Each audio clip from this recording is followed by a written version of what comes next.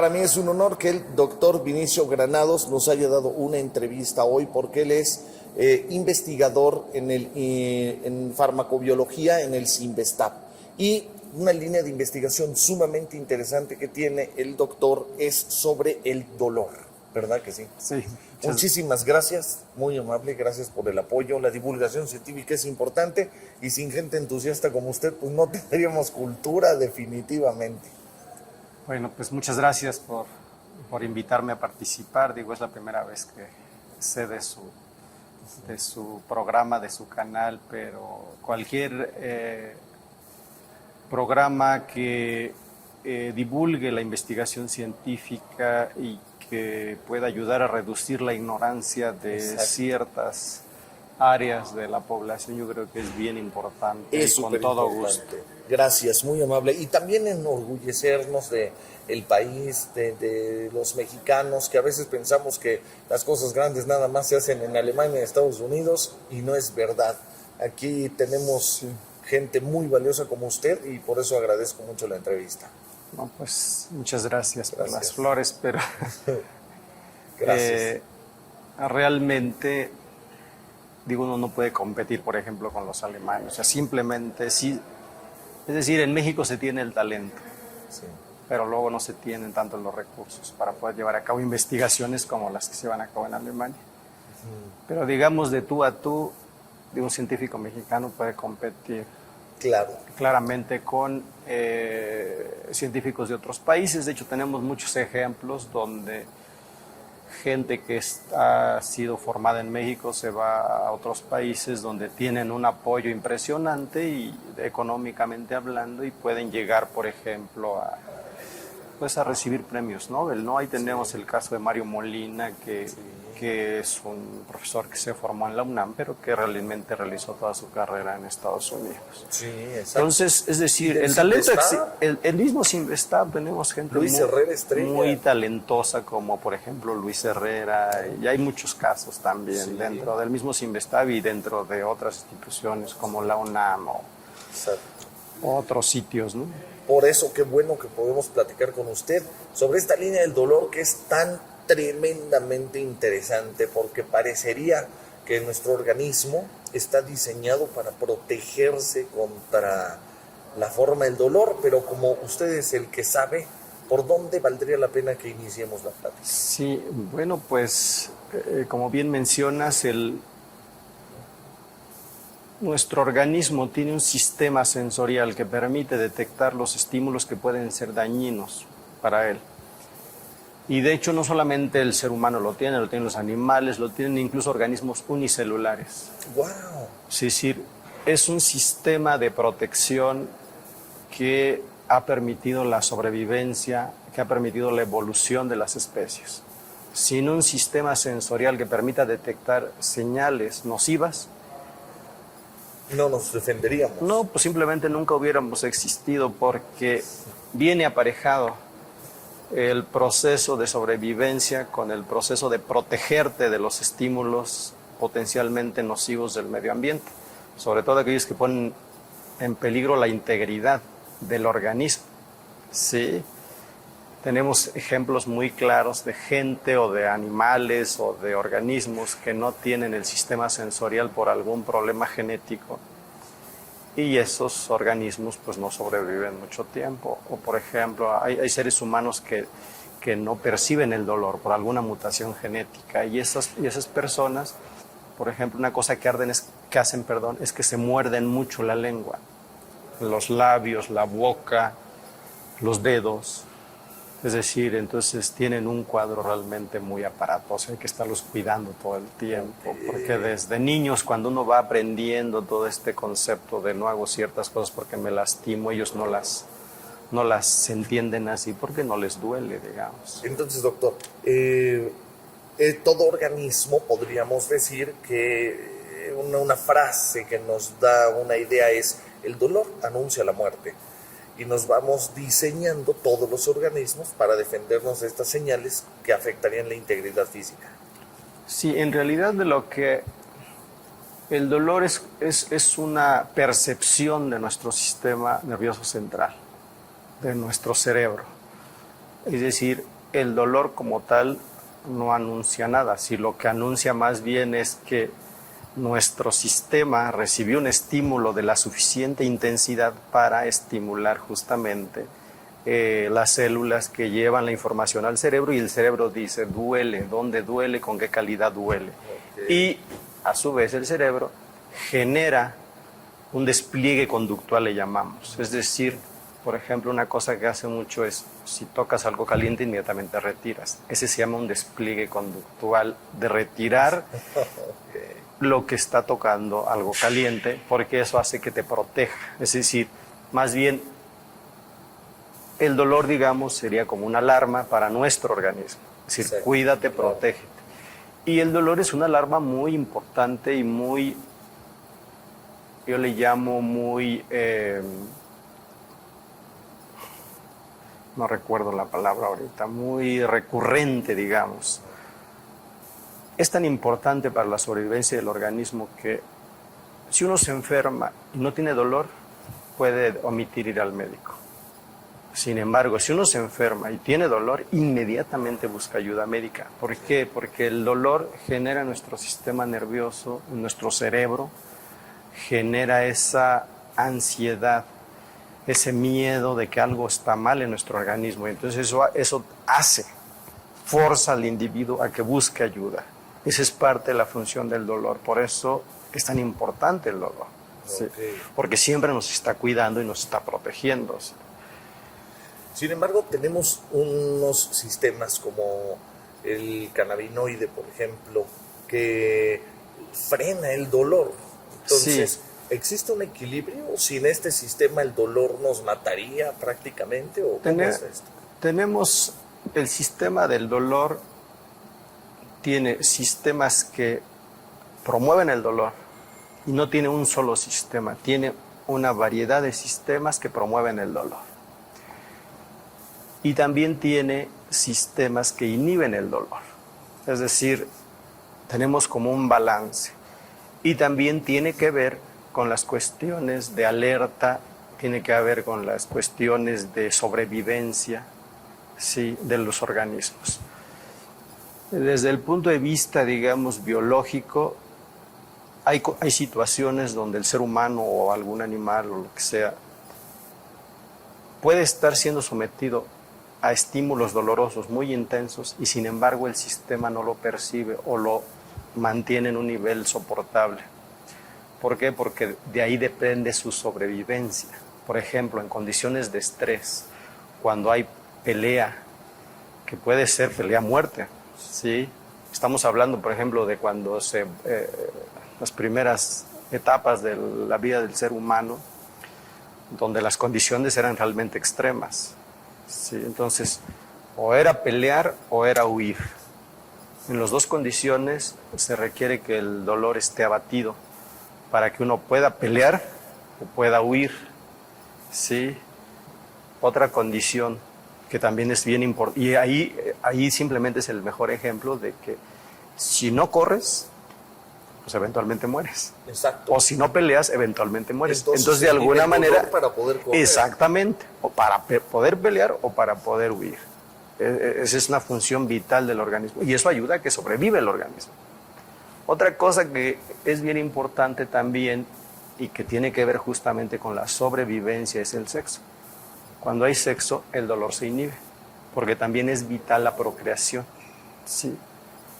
O sea, nuestro sistema va por la supervivencia. Claro, no, es Por que encima de estamos todo. hablando del sistema biológico, de algo que es vital para que el organismo o se perpetúe mediante el sexo o bien se sobreviva mediante la pelea o la huida.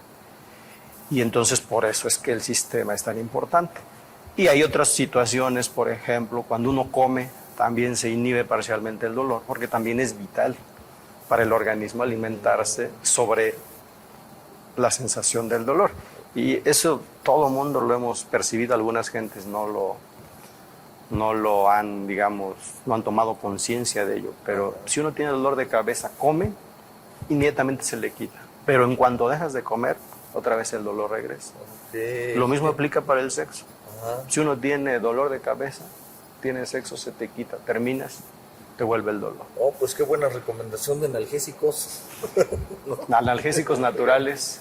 Sí. Ahora, ¿cómo hace el organismo para tener estos sistemas de inhibición del dolor? Ahí tiene una serie de mecanismos que incluyen sistemas opioidérgicos, es decir, tenemos opioides endógenos que se liberan y que actúan sobre los receptores opioides que pueden controlar el dolor.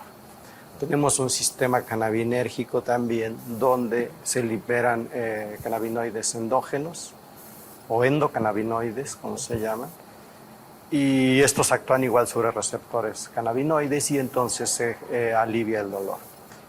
Pero digamos que estos son los más conocidos. También tenemos un sistema serotonérgico, también tenemos un sistema noradrenérgico, también tenemos un sistema dopaminérgico que también bajo ciertas condiciones puede inhibir el dolor. Ahora, estos mismos sistemas pueden aumentar el dolor dependiendo sobre qué receptores actúen. Es decir, no solamente van a quitar el dolor, sino pueden promover el dolor. El mismo sistema, la misma sustancia actuando sobre un receptor diferente, antes quitaba el dolor, ahora lo promueve. Sí. ¿Sí? Ahora, antes de entrar ahí, entonces me llama la atención algo, se me hace interesante. Entonces, realmente nuestro organismo o el cerebro está generando estas acciones conductuales que mencionaba, pero a partir de una medición del entorno por medio del aprendizaje, entonces. Sí, de nuevo tenemos, el dolor está estrechamente relacionado con la memoria y el aprendizaje. De hecho, un estímulo doloroso en edades tempranas deja una huella profunda en la memoria, ¿sí? Entonces, y va asociado el proceso, ¿sí? Entonces, tú te acuerdas que recibiste un estímulo intenso por meter el dedo en el contacto de la luz cuando eras niño y nunca más lo vuelves a hacer. Exacto. ¿Sí? ¿Por qué? Porque sabes que hay un estímulo doloroso que puede tener consecuencias. O la mano en la estufa. O la mano en la estufa, la mano en la plancha, lo que hacen los niños muy frecuentemente, ¿no? O meter la mano en agua caliente. Todas estas cosas se van aprendiendo y se queda esta memoria ahí. Ahora, no es necesario, digamos, la memoria para el primer estímulo. ¿Por qué? Porque nuestro sistema ya está preparado para eso. En una primera instancia tú te quemas y percibes ese dolor, siempre. Claro. Siempre. Es donde me llama la atención qué tanto jugaría esto del aprendizaje, porque, por dar un ejemplo, podemos tener, hay un ejemplo de un muy famoso, de un jugador de fútbol alemán, un portero, que se tira en el mundial para ganar la copa, perdón, se rompe las vértebras del cuello con el poste y se levanta, pero está tan intenso el partido que no siente dolor. Sí, eso es termina normal. de jugar y hasta que no recibió la copa no empezó a sentir el dolor. Eso es justamente se llama pues estrés. Está sometido a un estrés por el juego, la intensidad del juego, y no se percibe. Digo, ese es un ejemplo relativamente común. Los ejemplos más dramáticos es, por ejemplo, los soldados. En una guerra donde tiran una granada, el soldado pierde una pierna y un brazo y todo alcanza a disparar con la otra. Y realmente, digo, no es que no perciba el dolor, pero lo puede mantener a un nivel que le permite todavía defenderse y disparar, etcétera, etcétera. Y cuando pasa ya todo ese proceso, ahora le duele, pero 10, 20 veces más de lo que le dolería, porque justamente primero se inhibe, pero después se facilita. Y ahí en esa facilitación es que no solamente se llega al nivel que se tiene originalmente de dolor, sino hay una cosa que se llama hipersensibilidad. Y entonces ahora no duele al nivel que dolería normalmente, sino duele más, en un nivel mucho más intenso. Entonces, eso nos conectaría, por ejemplo, con que si estamos teniendo una lectura del entorno, del medio, y esto genera la acción conductual, ¿se llama? Sí, ¿Okay? Es una conducta de protección, básicamente. O de ganar el partido, entonces. Exacto, Inhibe sí. el dolor. Entonces, jugaría podríamos decir, o es muy aventurado decir, que el dolor podría también ser de una forma sugestiva. Es decir, si mi experiencia fue muy negativa, me puede doler más de lo que realmente está sucediendo. Sí, sí hay estudios donde la expectativa del dolor ya influye. ¿Sí?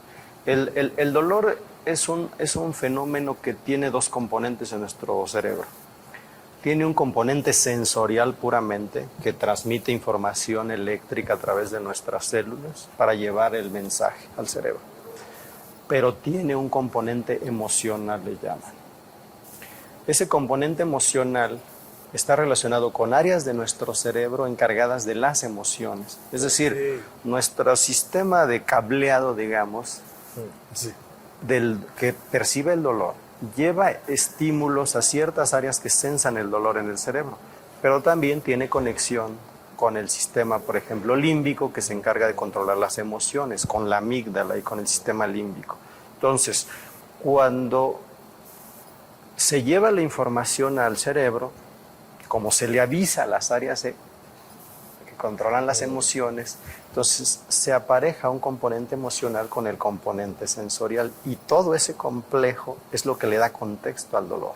Wow, entonces, ya con toda esta información, el cerebro dice, duele mucho, duele como la vez pasada o peor que la vez. Entonces ya empiezas a darle más contexto a tu información dolorosa. Y duele de tal manera que necesitas buscar ayuda, necesitas ir al médico, necesitas hacer, o sea, eso es lo que te obliga, ese componente emocional. La morfina en algunas dosis no quita tanto el dolor, pero quita ese componente emocional. Y entonces el paciente reporta que le duele, pero no le importa. Sí. Bien. Porque entonces ya no hay esa necesidad urgente de buscar ayuda, de buscar apoyo, de buscar alivio. ¿Sí? Entonces es bien importante el componente emocional en el dolor. Y ese componente emocional sí tiene que ver con factores culturales, con experiencia previa, con la memoria y con las emociones. Hasta con el nivel socioeconómico tiene que ver. O sea, todo influye ya. En ese componente emocional ya influyen muchas cosas. De tal manera que una persona entonces podría estar sensando o reportando un dolor infinitamente superior al biológico real, a lo que se sensa biológicamente. Ahí entramos en otro aspecto bien importante del dolor. El dolor es subjetivo. Es decir, cada persona lo reporta con base en lo que siente. El dolor es subjetivo. Es subjetivo de entrada. Es decir, no hay una manera de medir objetivamente el dolor. Porque yo no puedo decir, simplemente observándote, decir, no, pues esta persona está con dolor así, que es un dolor severo. Si lo consideramos con un dolor leve, moderado o severo, y severo es el máximo dolor que tú puedes percibir, yo no podría decir en base a cómo te mueves o a cómo te doblas, decir, no, pues está con dolor moderado, sí, o está con dolor severo. O en una escala del 0 al 10, donde 0 es no dolor, 10 es el máximo dolor que puedas aguantar, digamos, antes de desmayarte, por decir algo. Yo te puedo decir, simplemente viéndote, a lo mejor tiene 5, a lo mejor tiene 7. Tiene dolor 6. O tiene 6. Pero eso es una cuestión que yo puedo calificar, pero quien califica el dolor eres tú, porque tú eres el que percibes el dolor. Es decir, cada persona percibe el dolor y lo percibe de diferente manera. Y ahí es donde entra el componente emocional. Lo que puede ser un dolor muy intenso para una gente de ciudad, para una gente de campo, es nada. ¿Por qué? Porque están impuestos a recibir estímulos dolorosos frecuentemente. El caso de los boxeadores, ¿no? Sí, ellos se preparan aparte para aguantar un poco más el golpe, porque digo, uno le pegan en la barriga y bueno, ya se dobla, en cambio ellos aprietan y salen los cuadrotes esos que lo protegen, ¿ves? Entonces, digamos que es diferente ya pero sí entran ahí ya factores más culturales, más... Una cosa, por ejemplo, en el hombre es una sociedad machista, sobre todo estoy pensando en una sociedad más de campo, aunque también puede ser en la ciudad. El hombre tradicionalmente está educado o va siendo educado para, aunque perciba dolor, no lo reporte. Exacto. Entonces ya dice me duele porque ya no hay manera, ya es una intensidad muy grande. Pero generalmente somos educados para subreportar el dolor. Una sociedad machista. Exacto, en una sociedad sí, machista. Totalmente, sí. Yo he platicado con gente, con médicos que están sobre todo en estas colonoscopías y estas cosas donde te meten una sonda por el recto para analizarte y entonces luego la empiezan a llenar de aire o de agua y el dolor es muy intenso. Y los hombres reportan dolor ya cuando ya no aguantan prácticamente, ya primero ya se les salieron las lágrimas, o sea, ya tuvieron un despliegue que indica dolor. Pero hasta ahí reportan dolor. Pues bueno, entonces decíamos que el dolor es subjetivo, Sí. lo que abriría estos niveles de percepción del dolor, donde a veces los médicos llegan a mostrar cierta desesperación con algún paciente que dice no es posible que le esté doliendo a los gritos que está dando. Aquí vendría esta... Sí, pero ahí sí hay que ser muy cuidadoso cuando en esta situación, porque el dolor que una persona reporte es real, es decir, no lo está inventando. Y el caso más extremo, por ejemplo, es de los niños. Sí, se cree que los niños, sobre todo los recién nacidos, no tienen dolor. Y de hecho de ahí se basa que a las niñas sobre todo les hagan los hoyitos para los aretes. Recién nacida se uno que no siente. No sé si alguien haya visto una niña cuando recién nacida, cuando le están haciendo la perforación para los aretes. Pega de grito, se pone azul de que grita. Ese es un despliegue conductual de que le duele. Los niños pequeños a veces dicen, es que me duele la cabeza, pero uno no les cree, ¿no? O sea, o los viejitos, o el adulto, el que sea, el que está en un cuadro posquirúrgico de dolor, después de una cirugía, pues el paciente va a reportar dolor. Y pues, ¿qué dice? Me duele, y me duele mucho. Entonces hay que atender ese reclamo de dolor, es genuino, digamos, y hay que darle analgésico. O sea, no importa si es por cuestiones subjetivas aprendidas y demás, o es un reporte real biológico. No importa, el chiste es que lo tiene y que hay que atenderlo. Por ejemplo, la fibromialgia. La fibromialgia es un padecimiento que se da mucho en las mujeres, sobre todo económicamente clase alta.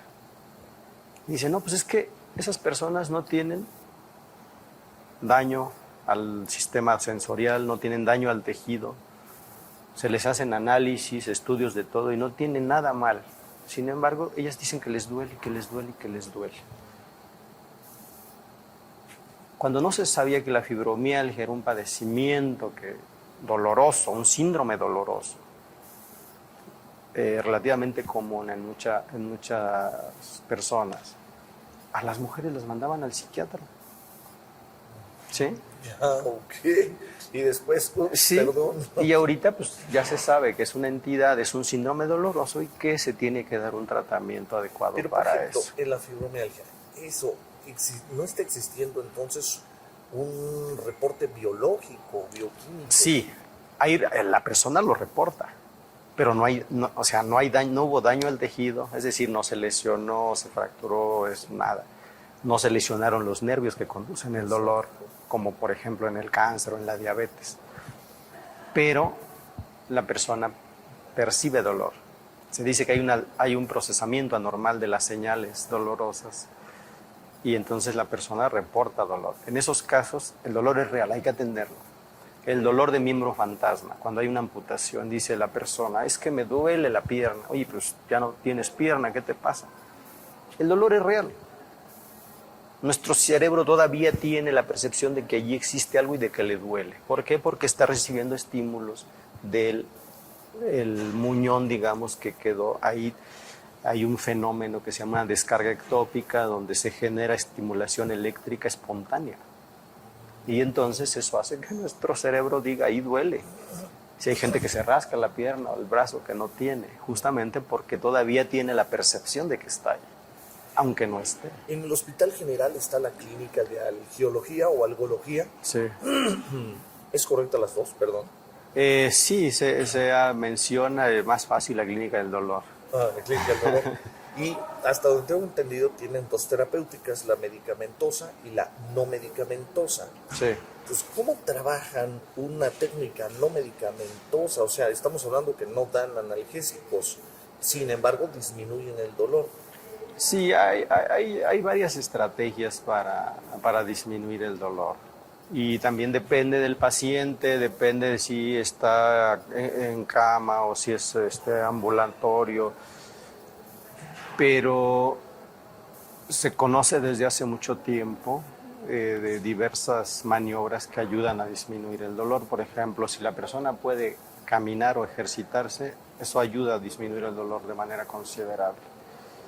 El uso de compresas frías o calientes ayuda a mitigar el dolor. El uso de técnicas de relajación ayuda a disminuir el dolor. El uso incluso de hipnosis ayuda a reducir el dolor. El uso de acupuntura ayuda a reducir el dolor. Okay. Ahora, son técnicas que pueden ser usadas en combinación con la terapia farmacológica o bien pueden ser usadas de manera independiente. Depende de los niveles de dolor, ¿sí? Y del padecimiento. Hay padecimientos que no hay manera de que tú trates con alguna de estas estrategias el dolor. ¿Cómo por ejemplo? Pues, por ejemplo, un cáncer terminal, donde incluso la morfina a dosis altas quita el dolor. Sí, o sea, lo reduce parcialmente, pero no llegas a aliviarlo completamente. El paciente está con dolor todo el tiempo. Y entonces, si tú... Es más, ahí ni siquiera el médico lo prescribe, el paciente lo pide. Es que, o sea, si la morfina no me lo quita, no hay manera de que me lo quiten las compresas de agua fría o la relajación, o sea... Ahí, por ejemplo, el sistema opiáceos y cannabinoide no... Porque, por ejemplo, supongo yo que un dolor de un soldado en un momento dado puede ser igual o más intenso que el cáncer más terminal. Sin embargo, el sistema lo inhibe. Sí, nuestro cerebro está hecho para controlar el dolor por periodos cortos, no por periodos crónicos. Entonces, un estrés como el que se genera en un tipo de confrontación, pelea o huye, son momentos. Okay. Sí, o sea, tú tienes que estar preparado y no sentir dolor por minutos, digamos, pero no por días y meses. El problema de muchos padecimientos que cursan con dolor crónico es justamente la periodicidad, de más de 3 meses de duración los dolores. Entonces, nuestro cerebro sí echa a andar esos mecanismos, pero no son suficientes. Por un lado, y por otro lado, cuando hay dolor crónico es porque los sistemas que promueven el dolor sobrepasan la función de los sistemas que inhiben el dolor. Okay. Entonces, nuestros sistemas que están promoviendo el dolor están súper activados y los que lo están inhibiendo están súper disminuidos. Y esta es la alarma para cuidarnos y sobrevivir. Claro. Ahí ya se vuelve una patología. El dolor tiene una función de protección, pero cuando dura más de 3 meses ya es una patología como tal y ya no tiene ninguna función biológica más que fastidiar. Y entonces ahí es cuando se tiene que hacer intervenciones farmacológicas, quirúrgicas o de cualquier tipo que ayuden a disminuir ese proceso de dolor. ¿Psicológicas también? Psicológicas. Hay mucha gente que le ayudan a lidiar con el problema del dolor simplemente explicándole la explicación de lo que tiene la persona, de su proceso de enfermedad, la explicación de por qué percibe el dolor, de por qué siente eso. Le ayuda a las personas, como que las tranquiliza y eso le ayuda a lidiar más con el dolor.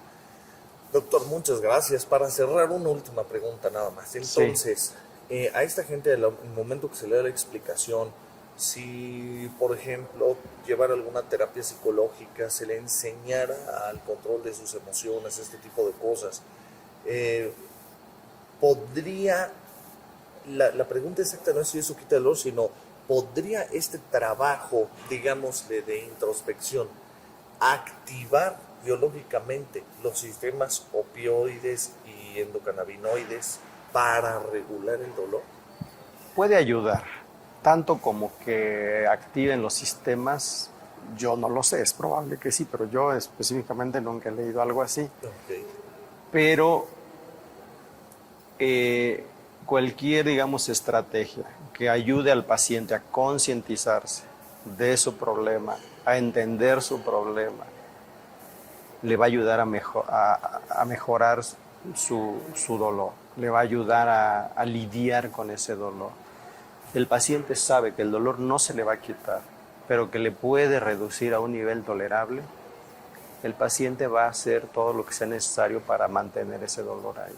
Y si tiene que ver la motivación, digamos, el optimismo, todas estas cosas tienen mucho que ver. Digo, el efecto placebo que existe en todos los seres humanos es hasta de 40-50%. Entonces, si tú estás convencido eventualmente que se te disminuye el dolor, se te va a disminuir. Ahora, el asunto nada más es, se te disminuye por periodos cortos, no por periodos crónicos. En periodos crónicos, desafortunadamente, solamente los fármacos, y dependiendo del tipo de dolor, se pueden usar opioides, se pueden usar antiinflamatorios, o se pueden usar estos que se llaman adyuvantes para tratar el dolor neuropático, que son los antidepresivos y los anticonvulsivantes, son los que se utilizan en esas condiciones, pero realmente, es decir, no hay manera, o todavía no descubrimos cómo activar nuestros sistemas de control endógeno del dolor a voluntad, porque eso sería genial, pues. Bien. Yo lo preguntaba porque, por ejemplo, en el faquirismo, si alguien controla el dolor, porque están controlando el dolor, no creo que... Pero lo controlan de manera, ¿cuánto tiempo? Exacto. Yo los quisiera ver 3 meses en la misma situación y no hay manera, no hay manera de controlar. Ya hay un daño hasta el organismo. Exactamente. Y eso es lo que se trata de evitar. Exactamente. Pero ese pequeño momento de control, lo que me llama la atención es una evasión de ese dolor por alguna estructura psicológica, o activaron sistemas de inhibición del dolor a través del convencimiento. Yo creo que es puro control de ellos, como una evasión. Pues más bien como un control del reporte del dolor. Es como el ejemplo que mencionaba cuando someten a un paciente a una prueba donde dicen, va a sentir dolor cada vez más intenso, y el paciente ya le duele y el otro se aguanta porque no quiere decir que le duele, pero realmente le duele desde un primer momento. Exacto. Más bien el reporte que él emite es, no me duele, no me duele, no me duele, hasta que ya no hay manera de decir, pues ya pegó el grito sin querer. Pues. Sí. Ok. Doctor Vinicio Granados, muchísimas gracias. Hombre, gracias por la entrevista, de verdad. No. Y gracias por el ánimo de divulgar la ciencia. Hombre, con todo gusto. Muchas gracias.